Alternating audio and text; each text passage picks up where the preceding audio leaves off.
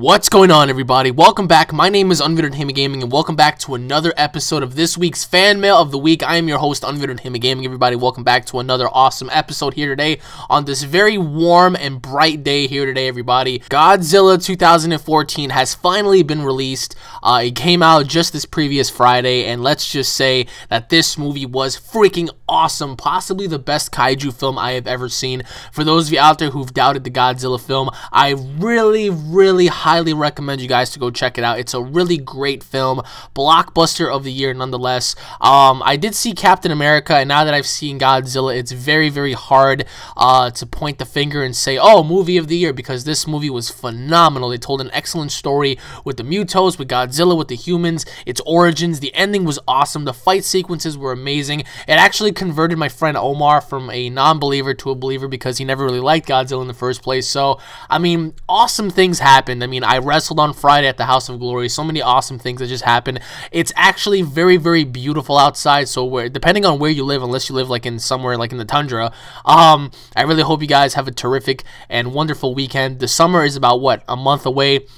So I really hope you guys, take the time to be safe, be cautious, have fun, live your life, and just remember to always be thankful. So let's begin with our questions here today, everybody, with our first question, which is from a crazy official. Question number 1. What do you think about Ronda Rousey saying she plans on wrestling for the WWE one day? Question 2. Have you heard that Obama is planning to make the dollar worthless by July 1st? That bastard. Question 3, what would you rather see at WrestleMania? Daniel Bryan versus Batista versus Randy Orton, or Triple H versus Batista versus Randy Orton? Question 4, if TNA offered you a contract, would you accept? Question 5, do you plan on getting a tattoo someday? Question 6, who do you think would win in this match? China versus Beth Phoenix versus Karma. Just wanted to say thank you for putting me in Fan Mail of the Week a while back and made my day. Keep up the great work, man. Thank you, bro. To answer your first question, Ronda being in the WWE, that would be great. That would be really great, actually. I think that she would bring legitimacy into the company. Ronda is a beast of a fighter. For a woman, I mean, she can obliterate men. I mean, this girl is no joke. I mean, not only is she very beautiful, but she's an excellent fighter as well. I mean, I've watched her fights before. She's very relentless, and for her to be in the WWE, I'm not entirely sure if that's what she wants to do. It would be very interesting to see her and dumbass Brock Lesnar in the same field, because after all, they are MMA fighters. But especially Ronda, I mean, Ronda is just, I think Ronda is much more superior than Brock Lesnar, honestly, because Ronda is a very ruthless and unmitigating fighter. She brings a lot of legitimacy to the UFC, especially being a girl, because a lot of people have that, image of women not being able to fight, not being able to keep up with a man. I remember one of my friends made a very sexual comment, very sexist comment, may I add, about Ronda one time. I remember he said, oh, Ronda would never be able to compete with somebody like Rashad Evans or Quentin Rampage Jackson or Wanderlei Silva. And it's pretty, it's pretty pointless to say that, because we saw, how hard she could take hits. I mean, she took many hits. I mean, she has an iron jaw. This girl is not even a girl. She's a freaking beast. So for her being in the WWE, I don't see how that would really play out. If you could send me the article where she said that, it would be awesome to read. But Ronda being in the WWE, that would be so awesome to see, because I think, once again, she would bring legitimacy to the company. And the fact that, I would love to see her wrestle some guys, like Daniel Bryan and, guys of that nature. It would be really awesome. So to answer your second question, Obama planning on getting rid of the dollar. That's nothing new already. In terms of him trying to get rid of it by July 1st, that is something new for me, because I haven't heard that whatsoever. But yeah, I mean, Obama is trying to diminish the dollar. He's trying to bring the government down to a certain extent, because I mean, if you really pay close attention, all of these governments, all of these nations are trying to push for a new world order. I mean, that's what these people want. They want a new world order. That's what all these people want from the get-go. Obama, the Rothschild family, the Rockefellers, the Kissingers, they all want this new world order system where there's one world currency, one world religion, one world army, and stuff like that, and I think it's horrible, because why would anybody trade in their freedom for security? You know, and I feel like what Obama's doing is wrong. It's terribly wrong, because it's going to put us in a position where we're going to have no other choice but to accept, you know, these RFID chips implanted in us, which is inhumane if you ask me. We're going to have no other option but to bow down to these systems, you know, and I think that it opposes everything that our forefathers have stood for, especially with the Declaration of Independence, you know, the Bill of Rights and stuff like that. Those documents and those bills having to be totally abolished these days, and it's horrible, man. I mean, for me, I disagree with, you know, diminishing the dollar. And I think if it happens, let's just say that we're going to be entering a new revolution, and it's not going to be a good one. I really hope that we don't get to see that, because if we do, it's just going to be, let's just say it's going to be carnage. A lot of carnage, a lot of bad things going on. So, to answer your third question, WrestleMania just passed. I mean, seeing Daniel Bryan versus Batista and Orton, I would much rather have preferred that than Triple H. Not that there's anything wrong with Triple H, but watching Evolution compete against each other, it would be interesting to see that, honestly, now that I think about it. But I'm very happy that we got to see Daniel Bryan instead, because we got to see some really cool spots, some really cool stuff. And I think I would much rather have preferred that than Triple H, Batista, and Randy Orton. So, to answer your fourth question, if TNA offered me a contract, would I accept? Honestly, that all depends on timing. That all depends on where I am in life. Never say never, never say no. So all I have to say to that is I'm not entirely sure. Depending on the situation, it'll all come down to that, honestly. So, to answer your fifth question, do I plan on getting a tattoo? No. I'm not really a tattoo person. I love tattoos, but I don't think it's for me. Especially now that I'm working out a lot, that I'm doing bodybuilding and whatnot. I wouldn't want to add a tattoo and just destroy my look, so to say, because I wouldn't want that to cover up my body or cover up whatever it is I'm trying to do. So personally, for me, getting a tattoo is just a big no. I mean, if you were to ask me this years ago, I probably would have said yeah, because I was actually planning on getting some. But for me, I don't feel like tattoos are for me. I mean, I don't have a problem with tattoos. It is what it is. But for me personally, and now that I'm doing all sorts of workouts and I'm expanding my body, I wouldn't want to add any tattoo on it to cover it up. So, and to answer your final question, that'll be a great match to see, but I think it'll boil down to either Beth Phoenix or Karma. Karma and Beth Phoenix would be the boiling centers, the boiling points. But in my personal opinion, I do believe the winner would probably be Beth Phoenix. And Beth Phoenix is an incredibly strong woman. Watching her being a match with those two would be phenomenal. But honestly, if I had to give you my honest opinion, I would probably say Beth Phoenix. So, but anyways, Mr. Official, thank you for the questions, bro, and I really hope you have a great week, man. And now moving on to the next question, which is from Genesis776. Hey, Alex, I'm a new sub, so I hope that you will feature this in fan mail. Question number 1. Cell, Super Saiyan God Goku absorbed GT versus Bills, the God of Destruction, and Ice Cream. Okay. Question 2. You mentioned that you were a Christian, so my question is, I feel like people are kind of just being mean, disrespecting other people's religions. I think it's wrong. I believe that no religion is right because there are other religions not disrespecting what you believe. You have scientists finding out more about the world now and stuff, disproving religions and stuff. I personally believe that each religion played a part in society today. Share with me your thoughts about it. Question 3. Do you think that Vegeta should become a Super Saiyan God? I think it should be just Goku, because if they make Super Saiyan God Vegeta, people would be like, oh, make Super Saiyan God Gohan, Goten, Broly, etc. What do you think? That's actually a very true question. Question 4, I have a question. Okay, what is it? Question 5, do you play SSB? I don't know what that is. Fan request, Super 17 versus Broly. Thanks, man. Like I said, I hope this gets on fan mail, and if you don't read it, I will fire you, fly to your house, and supernova your house. Damn, man. Shit. But yeah, see you later. Have a beautiful life. Thank you, my friend.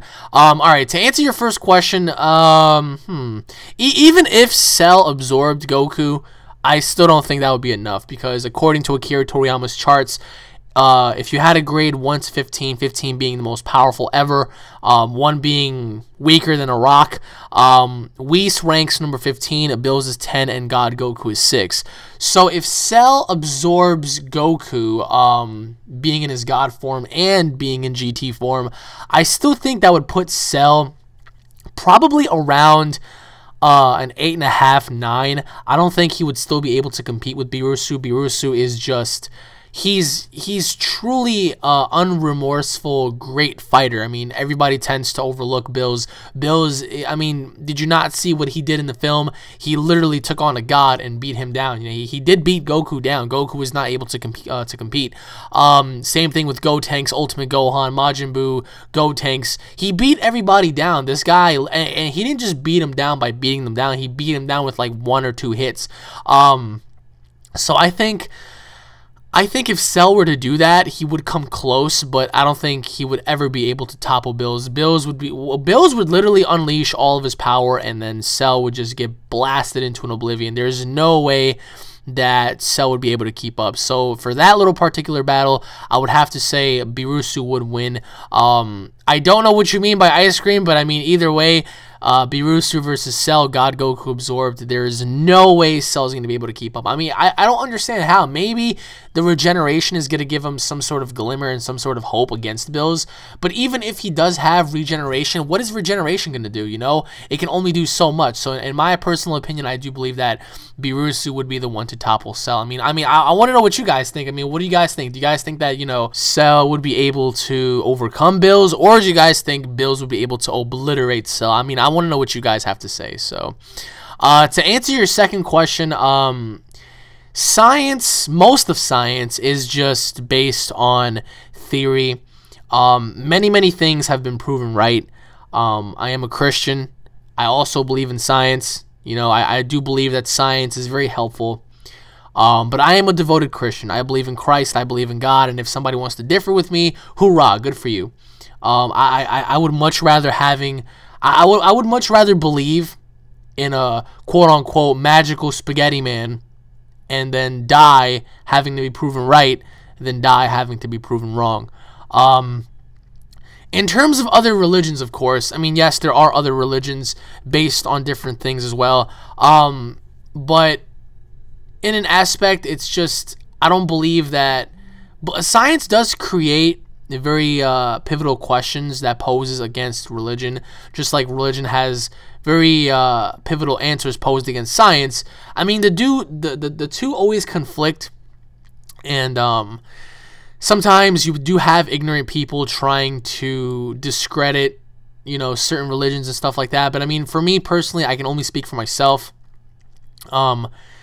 I do believe in my religion for the simple fact that I believe that the things that are happening are foretold. I believe that there is something greater than us. You know, like, people always want to make it seem like we're the greatest things on the face of the cosmos. We're not. I mean, we're just people. I mean, and that's what pisses me off about science. I mean, science just comes to grips that they're saying, oh, so, I mean, there are certain scientists that believe that there aren't any, you know, aliens or any life forms out there but us. You know, that shit really pisses me off. You know, people these days, they're just filled with arrogance. They think that we know everything. We don't know everything. I don't care. I don't care if you're the top scientist in the world. We don't know everything. We do not know everything in life. I mean, people need to quit freaking relying on science on every single answer. Science does not have all of the answers. Religion, sometimes certain things don't have all the answers. I mean, I believe that my religion does, but it is what it is. That's my little personal belief. You know, I've seen videos on scientists that have claimed that there aren't any life forms out there in the universe, that we're the only ones. I've seen many scientific videos where they have multiple different theories on the universe. You know, the multiverse theory, the theory that the universe is expanding, that the universe is imploding. So many different variables, so many different universes, so many different theories posed by so many different people. The bottom line is this: whatever happens after we die happens. I mean, you'll find your answers when you die. It is what it is. We as human beings, we don't have all the answers. Granted, I mean, it it really would be nice for people to get along on this planet, but that is very far-fetched because everybody on this planet is just very different in so many different ways. But personally for me, I don't see what's wrong in having faith. You know what I mean? You're not required to give up your house or your children or anything you love. I mean, all you have to do is just be good. I mean, that's pretty much what religion comes down to. Be good, be humble, pray, and that's it. I mean, they're not requiring you to go off, climb a mountain, get naked, do like 1,000 push-ups, and then slide on down on your butt, and then having to jump in a lake full of crocodiles and just swim on to the other side. I mean, that's not what they're asking you to do, you know. And apparently that's a problem to so many people because they don't want to be good, they don't want to have any faith. I mean, what's so bad about having faith? I never understood that in my entire life. I mean, people, when you tell somebody just have faith, people get all pissy. I don't want to have faith. I mean, like what like why? Like you're not required to do anything but just have faith in yourself, have faith in God, and that's it. I mean, people, I don't know, man. Just, I am my own person. I can't speak for anybody else. I am a devoted Christian. I love God. I love Christ. I believe in the Bible, and I mean, it is what it is at that point. If somebody wants to point out and call me names all you want. That will never ever affect me whatsoever. If you want to go on and say, oh well, you believe in a magical man, that's great. I'll embrace that for you. You know, like, words will never get to me ever. And when I die, if I'm proven wrong, then hey, I'm proven wrong, which I know I'm not. But if I die and I'm proven right, then, you know, it is what it is at that point. So everybody has different beliefs. Everybody has different opinions. And that's what this world is. This world is nothing more than one giant opinion. So to answer your third question, I do believe that Akira Toriyama should make Vegeta a Super Saiyan God because, I mean, you can't have Goku do all the work, right? Yes, I do agree with a lot of people who bitch and complain and talk about, hey, make Gohan a god, make Goten a god, make Trunks a god.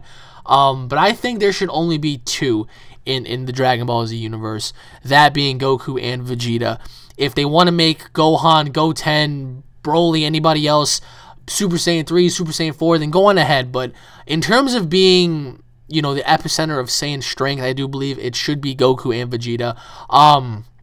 I think you're right. People will bitch and complain about having to make other characters gods too, but I think Vegeta deserves to be a god because when he's fighting, he's very ruthless. He's very majestic when he fights. He's a fighting expert. So this dude would absolutely know what he's doing. So having for him to be a god would be a great thing because having him assist Goku fighting Whis, fighting Bills, fighting the other gods would be a great thing to see because then we will see, oh wow, you know, like this is the epicenter of power and these two are literally, you know, like scratching and clawing for what they believe in. So honestly, should Vegeta become a Super Saiyan God? Yes. Many of you guys might differ, and for those of you out there who don't want Vegeta to become a god, let me know in the comment section below.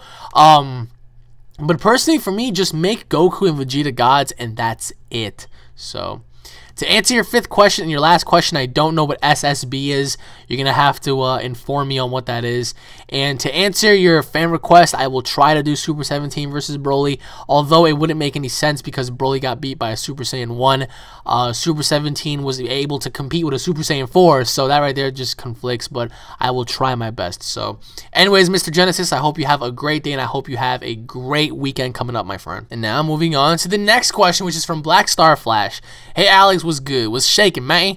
Alright, question number 1. Pick your top 5 favorite Pokemon starters. Question 2. Pick your top 5 legendary Pokemon. Question 3. Quicksilver or the Flash. Question 4. Will the Amazing Spider-Man 2 be better than Captain America Winter Soldier? Question 5. Yu-Gi-Oh! Or Digimon? Well, to answer your first question, Pokemon starters, obviously, the basics. Pikachu, Squirtle, Charmander, Cyndaquil, and Chikorita. Those would be my favorite Pokemon starters of all time. To pick 5 of my favorite legendary Pokemon, it would be Mewtwo, Lugia, let me see. Raikou. I think his name was Deoxys. I'm not entirely sure. Deoxys and Mew. I mean, those would have to be my favorite. I mean, but I want to know your... Wait, but before I go on, let me know your 5 favorite legendary Pokemon and your 5 favorite starters, because if those were my 5 starters and legendaries, I want to hear yours. To answer your third question, that's kind of hard. I mean, I would have to say the Flash, because for those of you out there who saw the Flashpoint Paradox, phenomenal movie.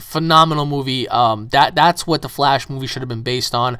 I got it from Paul. Paul was the one that recommended it for me. The Flashpoint Paradox is absolutely amazing, and I would much rather prefer the Flash over Quicksilver. Quicksilver is Marvel's version of Flash, but I really don't think anything's going to come close to Flash, so Flash for that one.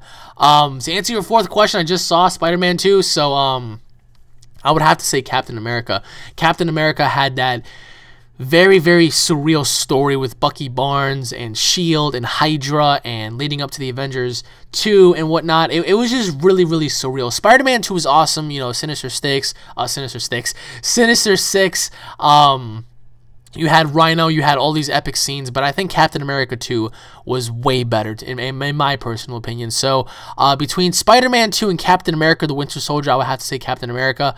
Although, you know, Amazing Spider-Man 2 did have its epic moments, I would have to say Captain America is just far beyond Spider-Man, in my opinion.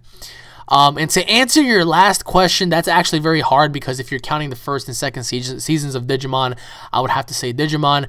But Yu-Gi-Oh! Will forever be one of my favorites of all time. So I would have to say Yu-Gi-Oh! over Digimon, because Yu-Gi-Oh! Always had that nostalgia feeling about it, having the Egyptian God cards, Exodia, having all sorts of, you know, unique battles with Kaiba and whatnot, Pegasus. So I would have to say Yu-Gi-Oh! For this one, because I grew up on it. I used to play the card game and whatnot, so Yu-Gi-Oh! For sure, my friends. So anyways, Mr. Black Star Flash, thank you for the questions, and I hope you have a fantastic weekend, man. Now moving on to the next question, which is from Justin.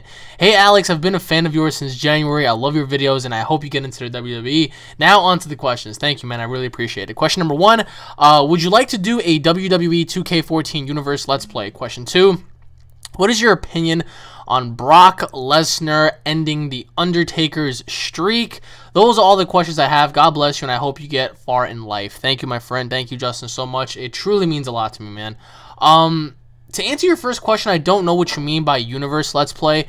If you mean by me creating my own story and doing such things, I did create my own little Road to WrestleMania 30 story called Custom Stories. I'm actually working on another story.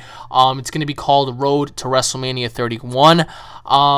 As of right now, I mean, I've been doing what-if scenarios in WWE 2K14 along with other things, so maybe in the near future I might do something else. But as of right now, I'm still working on that project, and once it gets done, it's going to be put out there. So to answer your last question, Brock Lesnar, like I said, I mean, I really don't think it should have been Brock Lesnar to end the streak. I mean, it makes no sense to me, honestly. I mean, I understand that Brock and Undertaker are friends in real life, and it really doesn't make any sense to me. It really doesn't. I mean, out of all people, why not give it to somebody who was more hungry than Brock Lesnar? I mean, the only reason why Brock Lesnar is in the WWE is because he had all of the unfortunate injuries that he sustained with his stomach surgery and whatever, and, you know, from what I've been reading, the man hardly has any intestines left. I mean, literally, that's how bad this man had to go through surgeries, and he had some really, really nasty stuff going on. And honestly, I mean, out of all people, he had to have been the one to come back. I mean, not that I have a problem with it, but he's not the same Brock Lesnar that I know from 2002 and whatnot. Like, that guy was a monster, but now this current Brock Lesnar is a nobody to me. I mean, I think that he's nothing compared to his old self, and I think he knows that. When back in the day, the guy was massive. Like, the guy was just a freak of nature, and right now he's not. So for having him break the streak, I mean, I'm not taking away his credentials, NCAA heavyweight division champion, you know, UFC heavyweight champion, whatever, you know what I mean? It is what it is. But why him? Why not give it to somebody younger? I mean, maybe have... I mean, if you want to establish stars, why not have Dolph Ziggler break the streak one day, huh? I mean, that would have been really unexpected. Or Daniel Bryan. You know, if you're going to break the Shield up, why not have Dean Ambrose break it? Dean Ambrose is a beast. Or better yet, have Bray Wyatt break the streak. How awesome would it have been to have the Wyatt family versus The Undertaker at WrestleMania, having Bray Wyatt versus The Undertaker, and having Bray break the streak? I mean, that right there would have been...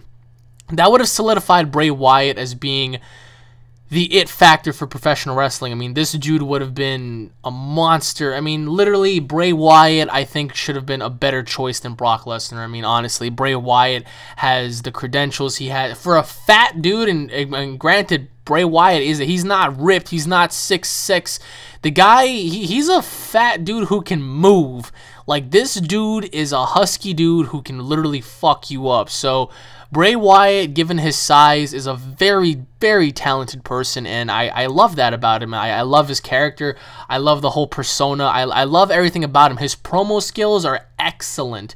So for them not to do that, it's truly sad. You know, I would have loved somebody else to break the streak if they wanted to go that route than Brock Lesnar. I mean, for me personally, I've always wanted to see Undertaker retire and go, you know, 22-0 or 23-0 or 25-0 and then retire.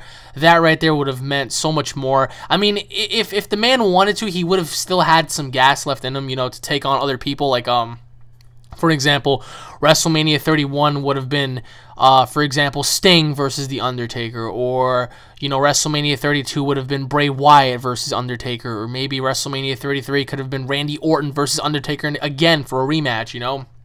I mean, they could have done John Cena, they could have done Daniel Bryan, they could have done Randy Orton again, having their little rematch. They could have done, you know, John Cena, they could have done, you know, just Dean Ambrose. They could have done anybody else, but to give it to Brock Lesnar, I mean, to me, it'll never make sense. I mean, I understand they're friends, but just because you're friends with somebody doesn't mean, you know, it's a good business decision to do.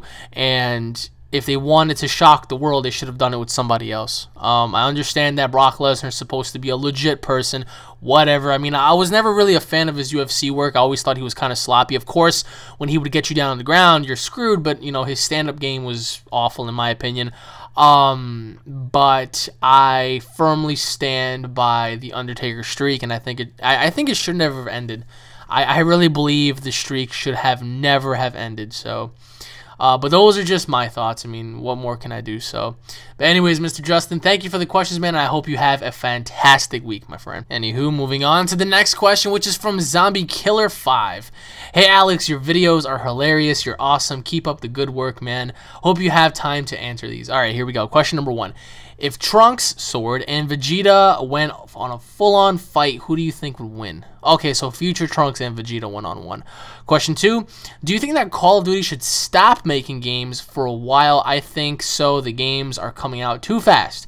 Question 3, who would win, Adult, Go Tanks, or Go Vegeta? Question 5, what would you do if Akira Toriyama asked you to continue the Dragon Ball Z world? Question 5, what would you do if you could create a DBZ game such as gameplay, characters, opinions, etc.? Thanks for taking the time to answer these questions. I hope you make it to WWE soon. Good luck and God bless you. Thank you, man. Well, to answer your first question, future Trunks versus Vegeta, that's actually kind of hard to say because I mean, it all depends on which timeline, because some people will go back to timeline and they'll be like, oh, well, is it GT Trunks, GT Vegeta, is it Z Trunks, Z Vegeta? It all boils down to credentials. But in my personal opinion, I do believe it would be probably Trunks because he has nothing to lose, and I think he would go on ahead to stop his father by any means. But then again, I am a huge fan of Vegeta, and I feel like Vegeta would be unrelentless towards his son, and I do believe that he would just pretty much batter Trunks into the ground. So if I had to give you a very honest opinion, I would have to lean more towards, probably more towards Vegeta. Just think about that for a second. Just think about having father and son. Which one of those two would go to the furthest extent to prove a point? You know, I think it's Vegeta. I think Vegeta would allow his pride to just overblind him, and I think Vegeta would actually just put Trunks down if you think about it.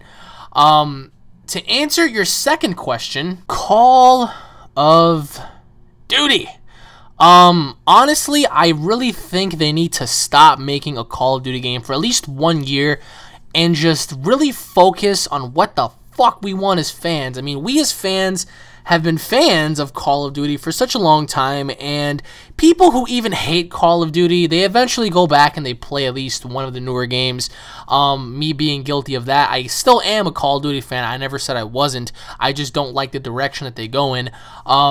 But they ought to really stop one day and just think about what the hell it is they're doing.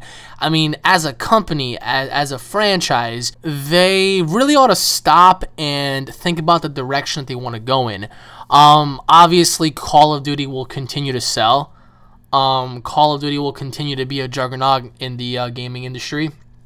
Everybody plays it, from rich white people to poor black people to, you know, handicapped people, to women, to children, to men, to white people, black people, Chinese people, Muslims. Everybody plays this game. Everybody's played Call of Duty. I mean, really, who hasn't played Call of Duty?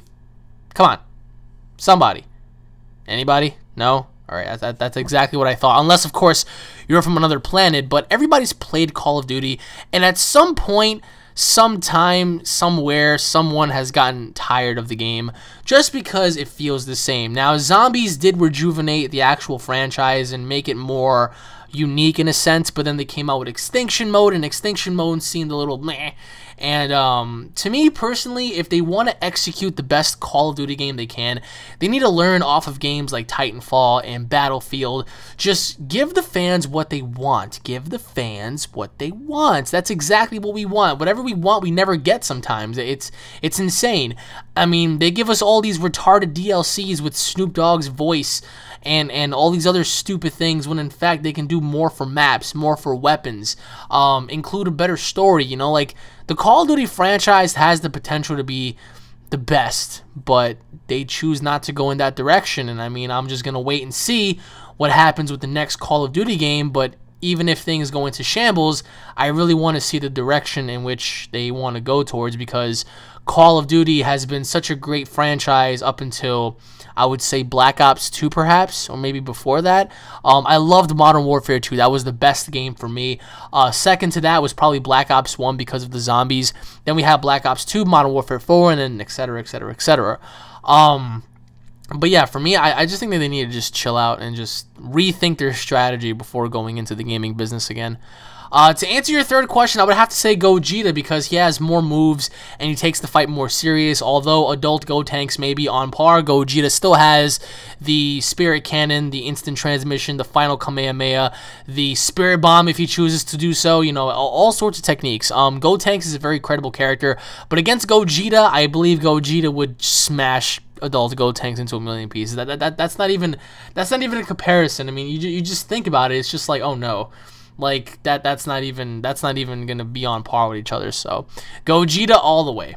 To answer your fifth question, if Akira Toriyama asked me to do it, I would do it, and I would take all of your ideas as a community and I would put it all into one. I would have like maybe 5 to 7 different sagas. I would introduce new characters. I would have so many new things going on, like a brand new story, the God story, introduce new forms, new fusions, everything. But you know, that's just me, and me personally, I would love to do that. But of course, it all boils down to how well played I get the rights. Like, let's say I get all the rights, including the rights to the voice actors and stuff. I would make these voice actors go hard when it comes to recording voices and stuff like that, like dubbing stuff. I would literally just, wow, you guys have no idea. Dragon Ball Z would be the biggest thing since the sliced bread if I were to have control of it, but of course I don't, and I probably never will. So it is what it is. We can always dream as fans. So, and to answer your last question, I've answered that question a bazillion different times, but like I said, I would do like Raging Blast 3 / Budokai Tenkaichi 4 combined into one. I would have well over probably 200 characters. I would have what if characters, Dragon Ball AF characters. I would literally incorporate what if stories, options to create your own character, create your own story, stuff like that. Just overall, that's what Dragon Ball Z needs. I mean, if they want to solidify themselves as being one of the best fighting games out there, they really need to deliver on that point. They need to deliver on custom characters, custom maps, custom attacks, custom everything. Like, if we as fans want to feel like we're actually in the game with our own characters, I mean, it's always great to have, you know, the original characters or whatnot, but nothing is ever going to beat having your own character solidify within the game. So, I mean, that's just my personal opinion. Some people don't even want to have a customization mode anymore. So, people tend to do different things. So, for me personally, I would do that. So, but anyways, Mr. Zombie Killer, thank you for the questions, my friend. I hope you have a fantastic week, bro. And now moving on to the next question, which is from Marissa.